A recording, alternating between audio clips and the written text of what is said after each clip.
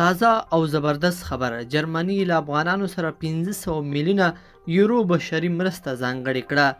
د جرمني د خبري اژانس DPA د راپور له مخې صدر اعظم انګلا میرکل د اعلان د 7 سترو صنعتي هیوادونو یعنې G7 له پرونۍ آنلاین غونډې وروسته وکړ.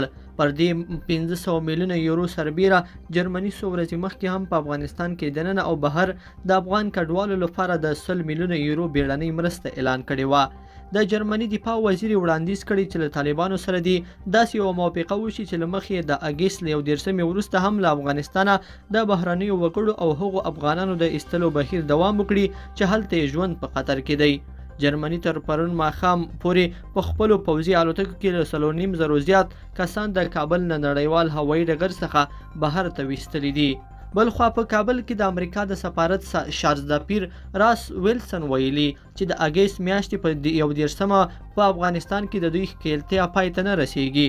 ویلسن له CBS سره په خبرو کې ویلي چې له طالبانو سره د جوړجاړي د لارې او که هر ډول حکومت رامنځته کیږي، امریکا د خپلو خلکو او افغان همکارانو خوندیتوب د ژمنه ده او له هغوی سره به له هیڅ راز مرستې مخ ونه ګرځوي. ویلسن زیاته کړي چې دوی په وار په افغانستان کې له موجودو امریکایانو غوښتي چې له افغانستان څخه ووځي، خو په وینا یې هغوی تر اوسه پورې نه دي وتلي او دا یې حق دی چې په خپله خوښه ووځي. لیدونکو په دې هیله چې دا مطلب به مو راسره تر پایه پورې لیدلی وي. که مو دغه ویډیو خوښه شوې ویډیو لایک کړئ د سره او چینل ضرور سبسکرایب کړئ. تر بیا ښه وخت.